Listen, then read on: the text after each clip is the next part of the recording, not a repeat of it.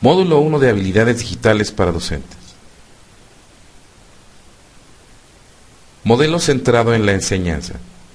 Seguramente la mayoría de los estudiantes de este diplomado son profesores, interesados en reflexionar sobre temas educativos que les permitan mejorar su práctica cotidiana.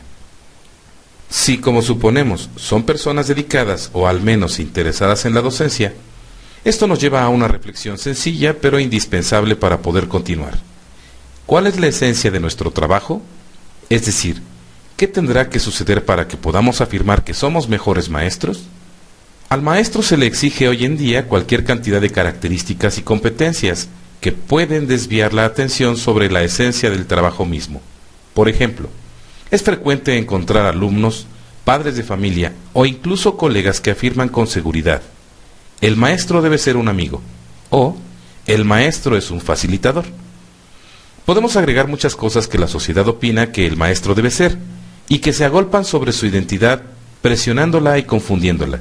Sin embargo, en esta acumulación de buenos propósitos es frecuente perder el sentido mismo de la docencia. Se piensa con frecuencia que la esencia del trabajo del docente es enseñar. Podemos analizar esta concepción del modelo educativo en las actividades realizadas por el profesor y por el alumno. Veamos esta tabla sobre modelo pedagógico centrado en la enseñanza. El profesor explica los temas de clase. El alumno atiende las explicaciones. El profesor expone conocimientos. El alumno adquiere conocimientos. El profesor encarga tareas. El alumno realiza tareas. El profesor elabora exámenes. El alumno prepara exámenes. El profesor califica. El alumno aprueba o reprueba. Como pudimos observar, el papel del alumno en este modelo es totalmente reactivo, es decir, el alumno reacciona a las actividades realizadas por el maestro.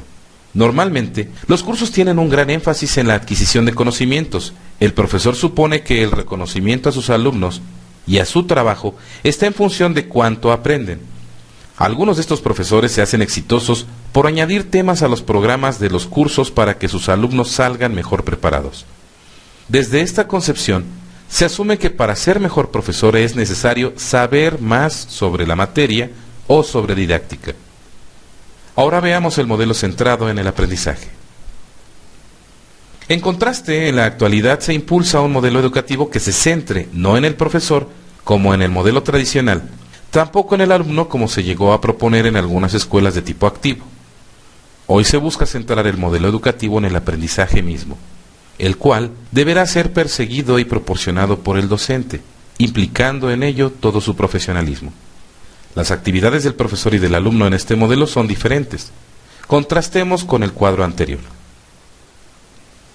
En este cuadro de modelo pedagógico centrado en el aprendizaje, el profesor diseña actividades de aprendizaje.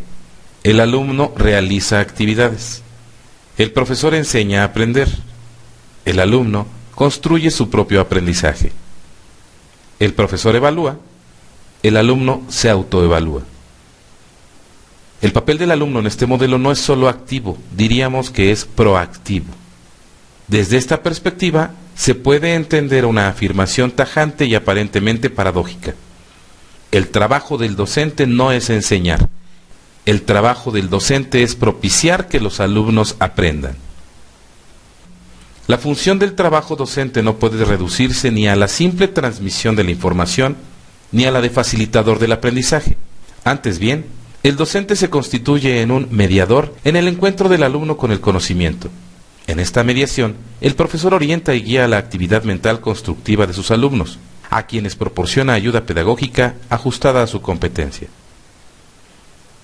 Esta afirmación nos lleva a una reflexión sobre la profesionalización del trabajo docente.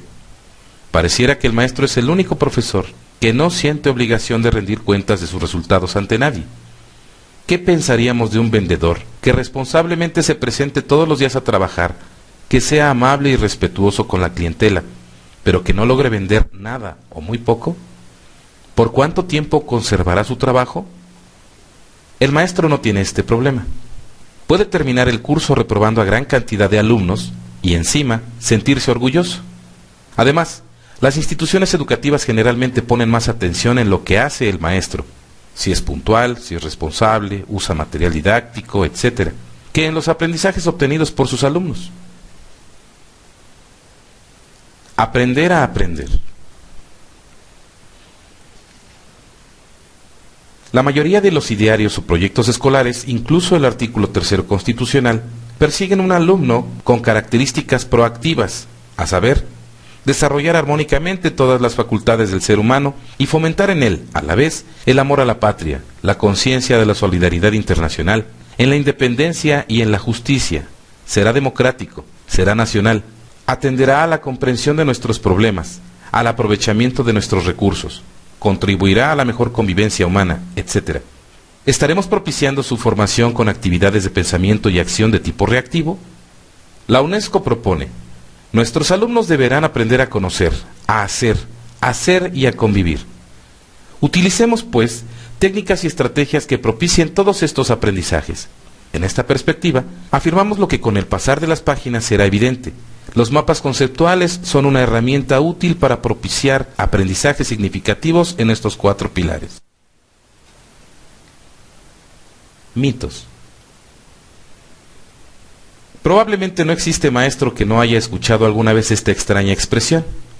Sin embargo, habrá que reconocer con humildad que son pocos quienes tienen claro a qué se refiere. Diversas opiniones a fuerza de repetición se convierten en mitos, que lejos de explicar la expresión, constituyen distractores sobre la esencia del trabajo docente. Primer mito. El aprendizaje significativo se da cuando el alumno se divierte aprendiendo. No necesariamente. Hemos visto muchos intentos de integrar experiencias lúdicas en varios niveles educativos y, sin embargo, los alumnos no aprenden más que aquellos que reciben clases tradicionales. Los alumnos se divierten, claro está, pero nuestro trabajo no es el entretenimiento. Segundo mito. El aprendizaje significativo se da cuando los contenidos se ofrecen adaptados a los intereses del alumno.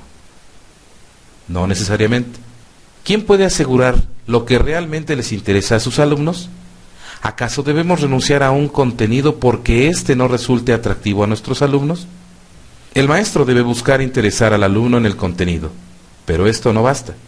La mayoría de nuestros alumnos están interesados en aprender computación e inglés, y sin embargo, sabemos que esto no es suficiente.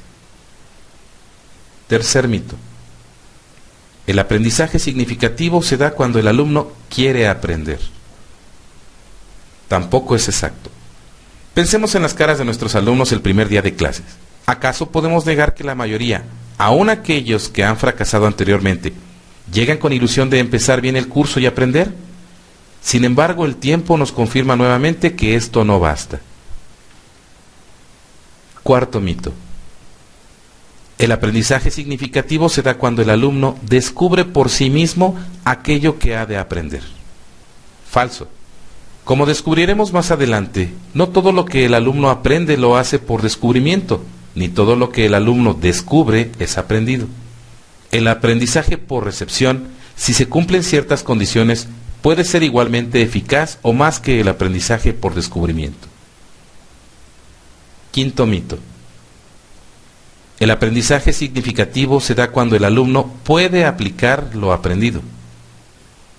La aplicación es poco exacta. Más bien se debería afirmar que si el aprendizaje es significativo, es posible transferirlo. De otra manera, no afirmamos nada sobre el proceso de aprendizaje y por lo tanto no podemos orientar nuestra práctica. Entonces, ¿qué es realmente el aprendizaje significativo y cómo propiciarlo? Buscaremos la respuesta en los orígenes de esta teoría. Advertimos que no pretendemos hacer un análisis exhaustivo de la misma, ni siquiera una síntesis. Simplemente pretendemos revisar aquellos elementos que sustentan nuestra reflexión sobre la práctica docente.